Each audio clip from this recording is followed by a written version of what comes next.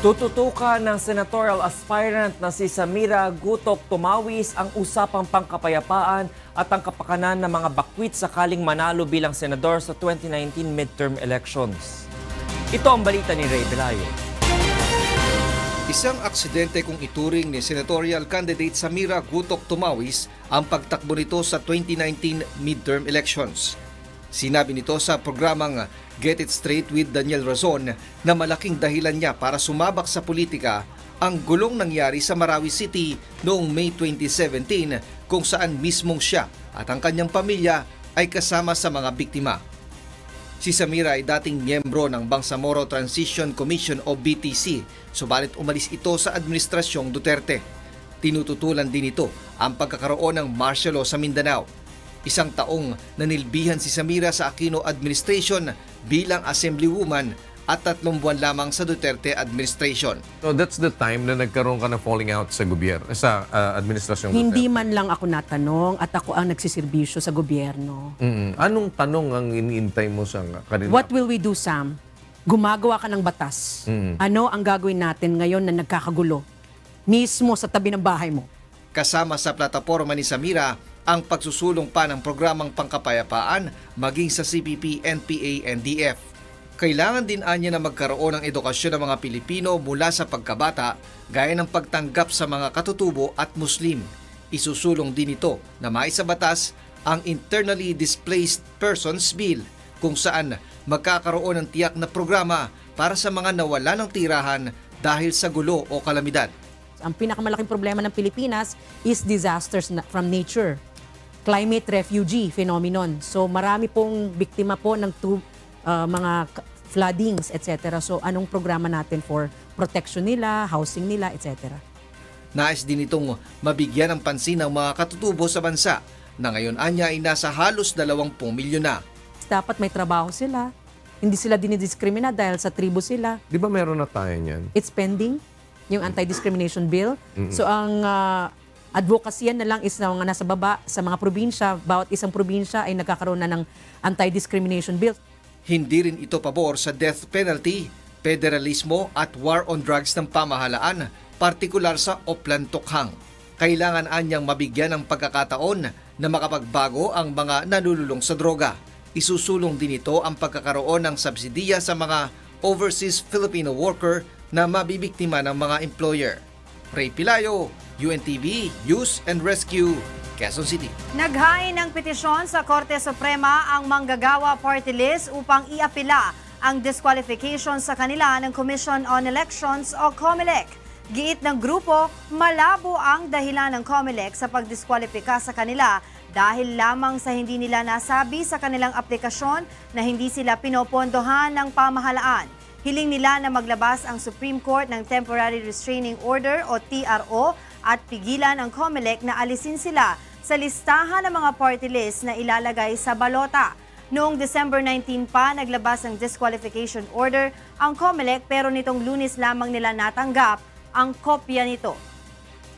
Ang naging basis lang naman ay yung hindi lang namin clearly in-state na hindi kami funded ng government. Ang malinaw pa naman sa sikat ng araw na yung mga organisasyon na nakapaloob sa Manggagawa Party tulad ng KMU, nakadamay, ng Piston at ng migrante ay kahit kailanman mula nung sila ay sinilang ay hindi kailanman naging funded ng gobyerno o anumang organisasyon. Ang main source ng aming funds ay galing sa union dues ng aming organization. Walang maituturing na election hotspot sa Metro Manila kaugnay ng papalapit na 2019 midterm elections. Pero ayon kay National Capital Region Police Office Director Guillermo Eleazar, patuloy nilang minomonitor ang iba't ibang lugar sa rehiyon upang masiguro na magiging mapayapa ang halalan sa Kalakhang, Maynila sa Mayo. Ito ang balita ni Benedict Samson. 4 na buwan bagong 2019 midterm elections, walang namomonitor na election hotspot sa Metro Manila, ang National Capital Region Police Office o NCRPO. Ito ang inanunsyo kanina ni NCRPO Chief Police Director Guillermo Eleazar bago makipagpulong sa Commission on Elections at Joint Task Force NCR bilang bahagi ng paghahanda para sa nalalapit na halalan. Pero ayon kay Eliazar, mananatili silang nakabantay at hindi sila dapat maging kampante. Based on our coordination with the government, right now, with the 16 cities and one municipality in Metro Manila, wala tayong considered na hotspot. But just the same, we keep on monitoring and we consider all these areas na dapat natin bigyan ng focus. Ayon pa sa General, bagamat may ilang lugar na may mainit na tunggalian ng magkalabang mga kandidato, hindi ito sapat upang mapabilang ang mga ito sa election hotspot. We can say na mainit yung gabanan, pero hindi pa rin natin maka-classify ito na talagang hotspot. We do not foresee any untoward incident. Yun yung ating nakikita. And we will work on that na mag-maintain natin yung ating situation just like what happened last election. Pinag-usapan din sa pulong kanina ng COMELEC at mga hepe ng pulisya sa buong Metro Manila ang kanilang gagawing mga hakbang upang matiyak ang ligtas na halalan sa Mayo. Samantala, hinikayat naman ni Eliazar ang mga may-ari ng baril na may pasong lisensya na isuko muna ang mga ito sa PNP upang hindi magamit sa anumang krimen. Benedict Samson, UNTV News and Rescue, Quezon City. Patay ang dalawang carnapping suspects matapos makaengkwentro ng mga pulis sa Quezon City kagabi. Ayon sa mga otoridad, nanlaban ng mga ito matapos makatunog ng mga pulis ang kanilang binibentahan ng nakaw na motorsiklo. Ito ang balita ni Bernard Aris. Ang dalawang lalaking hinihinalang karnapper matapos manlaban sa mga tauhan ng Quezon City Police District sa Barangay Basra, Quezon City, bandang alas 7:30 kagabi. Kinilalang mga suspect sa pangalang Ian Diaz at isang alias Jesse. Ayon kay Police Senior Superintendent Enrico Vargas, napag-alaman ng mga otoridad mula sa isang informant ang mga iligal na aktibidad at kinaroroonan ng mga suspect. Agad na nagsagawa ng bypass operation ng QCPD Anti-Carnapping Section at Special Operations Unit. Ngunit nakatunog ang mga suspect na pulis ang katransaksyon kaya't nauwi ito sa engkwentro. Nagkaroon tayo ng magandang information na nagtuturo na nandito nakatira at dito nila dinadala yung mga kinakarnap nilang mga motor.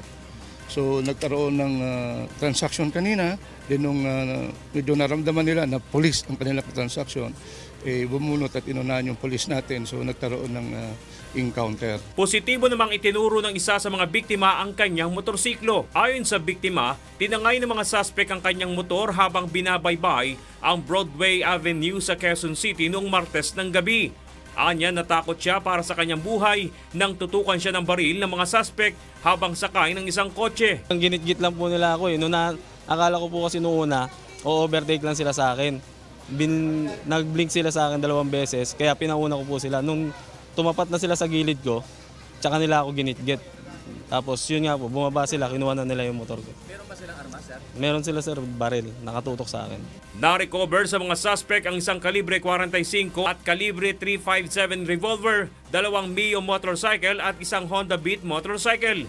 Inalam pa ng mga otoridad ang pagkakakilanlan ng mga suspect at kung may kinalaman ng mga ito sa iba pang carnapping incidents sa Quezon City. Bernard Dadis, UNTV News and Rescue, Philippines. Tulong muna bago balita! Magkatuwang na tinulungan ng UNTV News and Rescue Oro Rescue Team ang 3 biktima ng aksidente sa motorsiklo sa Cagayan de Oro City kagabi. Habang aksidente rin sa motorsiklo ang nirespondihan ng UNTV Rescue sa Balagtas, Bulacan. Ito ang balita ni Bernard Aris. Wala nang malay at duguan ang 3 lalaking ito nang datna ng UNTV News and Rescue Team sa gilid ng gutter sa Coastal Road, Barangay Gusa, Cagayan de Oro City, pasado alas 11 kagabi. Nagtamo ng bukol sa noo at pagdurugo sa ilong ang isa sa mga biktima na kinilalang si Chadley Paclar, 18 anyos at taga-Barangay Gusa. Habang ang 2 pang kasama nito na di pa nakikilala ay nasa malubhang kalagayan din. Agad na tinulungan ng UNTV News and Rescue si Paclar at isinugod sa Northern Mindanao Medical Center. Ang Oro Rescue Team naman ang tumulong sa 2 pang biktima. Ayon sa nakakita sa pangyayari, mabilis umano ang pagpapatakbo ng mga biktima sa kanilang motorsiklo. Dahil sa madilim sa lugar, hindi napansin ng mga ito ang isang gutter habang papaliko sila kaya bumangga sila rito. Hindi umano napansin ng 35 anyos na si Dennis Toledo ang buta sa ginagawang kalsada sa Barangay Burol 1st, Balagtas, Bulacan pasado na una kaninang madaling araw kaya sumemplang ang minamaneho niyang motorsiklo. Dahil dito nagtamo ng hiwa sa kanang kilay, bukol at gasgas sa kaliwang noo si Toledo. Agad namang nilapatan ng pangunang lunas ng UNTV News and Rescue Team ang biktima. Tumanggi na itong magpadala sa ospital at nagpasya na lamang umuwi sa bahay sakay ng kanyang motorsiklo. Bernard Dadis, UNTV News and Rescue, Philippines. And for the news abroad, the New York City government is calling on President Donald Trump to end the government shutdown that is now in its 27th day. Aileen Cerudo reports. New York City Mayor Bill de Blasio sounded alarm bells about the fallout from the shutdown of the federal government, saying Gotham will be unable to provide benefits for its struggling citizens beyond March 1. New York City Mayor Bill de Blasio called on U.S. President Donald Trump to end the government shutdown now on its 27th day over funding a wall he promised to build on the U.S.-Mexican border. President Trump, you shut down the government over a fake crisis at the border, but now you are causing a real humanitarian crisis in New York City and in cities and towns all over the United States of America. This has to end. The city has thus far been able to dip into its coffers to stave off problems in paying out benefits like food stamps, de Blasio said, and he cautioned people getting assistance checks in February to try to stretch the funds. By March 1, there are no early benefit funds available, said Stephen Banks, a commissioner of New York City's Human Resources and Social Services Administration. From that day forward, New York City will be operating with $500 million less per month to fund programs like the Federal Supplemental Nutrition Assistance Program, known as SNAP, which funds food stamps. As a result, some 1.6 million low-income New York City citizens will be without benefits they normally count on, the city projects. According to the mayor's office, other programs at risk in addition to SNAP are social services in place to help those battling the opioid epidemic and Section 8 benefits that help subsidize low-income housing. Aileen Cerudo, UNTV, News and Rescue. Louisville's airport was renamed after its most famous resident when officials voted to change the name to Louisville Muhammad Ali International Airport. The Louisville Regional Airport Authority voted unanimously to change the name in honor of the boxing legend who lived in the city until his death in 2016. The name change will slowly be implemented over the next several months while deals are finalized with Muhammad Ali's estate to use his likeness at the airport. An entirely indoor amusement center in Alushta, Crimea is made to look strikingly similar to every spaceship in Hollywood sci-fi films. Beverly Saison has the story. Crimea is usually seen as a tourist destination in the post-Soviet space with its many beaches and picturesque mountains. The resort town of Alushta, replete with mountains and beaches, now has something more unusual to boast. An entirely indoor amusement center that it made to look strikingly similar to every spaceship in Hollywood sci-fi films. Aptly named Guardians of the Empire, it includes influences and references to a wide range of sci-fi stories. A space traveler exploring the neon-lit passages of the ship may encounter a captured alien, a hibernating cyborg, or stumble upon an arsenal of laser guns. Director and co-owner of the Empire, Olga Malitskaya, told Reuters that the greatest influence comes from her admiration for the fantasy novels of Jules Verne. Malitskaya cites the lasting impression from a visit to Captain Nemo's Nautilus in Disneyland Paris as motivation to start this center. It took her a team of builders, technicians, and specialists nearly 4 years to prepare all the details of the center. Like any realistic spaceship, Guardians of the Empire is outfitted with a cafeteria, 12 cabins ready, and internet connection to keep in touch with loved ones back home on faraway planet Earth. Lodgers will have to part ways with 5,000 rubles, or approximately $75 for 1 day in the cabin. Malitskaya hopes the spaceship will become a hub not only for tourists but for locals as well, as she is planning to host lectures and space-themed shows there. Russia's annexation of the Crimean Peninsula from Ukraine in 2014 prompted several rounds of Western sanctions. Beverly Saison, UNTV News and Rescue. Meanwhile, let's take a look at the traffic situation in some parts of the globe. In Auckland, New Zealand, there is light traffic on both lanes of Sunny Nook, the left going to Whangarei and the right to Auckland Central Business District. In Australia, there will be no problem as well on Carlisle Avenue in Mount Druitt, New South Wales. Both lanes are clear and fast-moving. The left lane going to M4 and Great Western Highway and the right to Windsor and Richmond.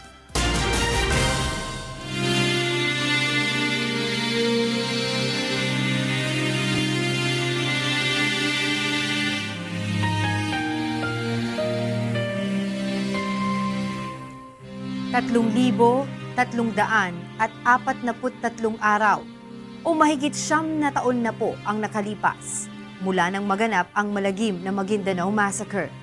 Ngunit hanggang ngayon ay naghahanap pa rin tayo ng katarungan sa mga biktima ng malagim na krimen. At sa tila madilim na hinaharap ng kaso, hindi po bibitiw ang UNTV sa labang ito hanggang makamit ang katarungan, hindi lamang para sa aming 4 na kasamahan, kundi sa lahat ng mga biktima ng karumal-dumal na pamamaslang. Isang Filipino app developer ang naglunsad ng isang mobile application na tutulong upang malaman sa ang comfort room may magagamit na bidet.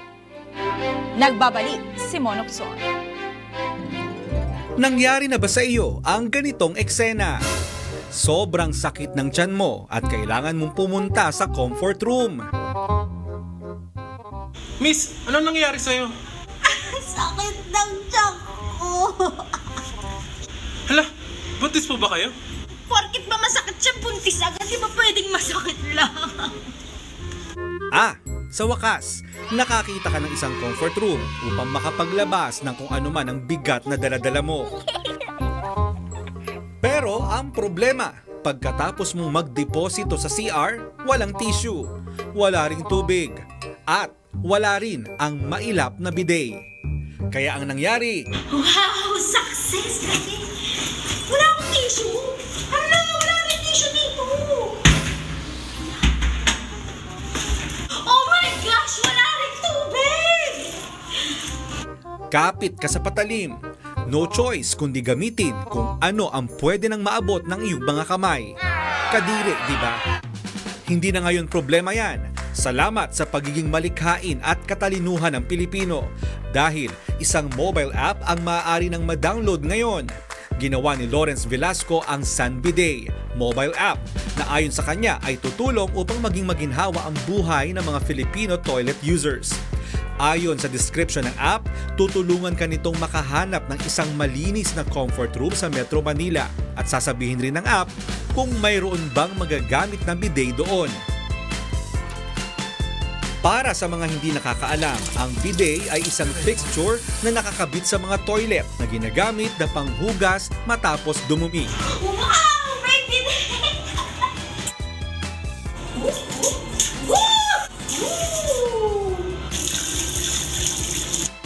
Sa ngayon ay patuloy na ina-update ng developer ang app upang mas dumami pa ang mailalagay na lokasyon ng mga bidet sa buong Metro Manila. Umani naman ito ng positibong komento sa mga mobile phone users. Bukod sa Sunbidet mobile app, isang account naman sa Instagram ang tumutulong rin sa desperado na makahanap ng bidet. Ang Meron Bang Bidet IG account ay koleksyon ng mga litrato na nagsasabi kung mayroon bang bidet sa isang establishmento. Naka-indicate rin ng rating kung maayos ba ang water pressure ng bidet. ang kalinisan at poopability o kung maginhawa bang maglabas ng sama ng loob sa naturang comfort room. Sinasabi rin ito kung walang bidet sa isang establishmento at ang kanilang review. Mas maganda bidet dahil talagang mas malinis pag gumamit ng bidet. Tsaka kung may tissue, mas maganda may tissue na rin. Siyempre Pinoy tayo, mas malinis tayo eh. Kasi kapag tissue may mga naiiwan na particles. So mas maganda yung tubig, at least malinis talaga. Ang bidet ay isang French word na ang ibig sabihin ay pony o isang uri ng maliit na kabayo. Ayon sa mga historian, ang etymology ay nagmula sa paraan kung paano sinasakyan ng isang pony, katulad kung paano gamitin ang bidet.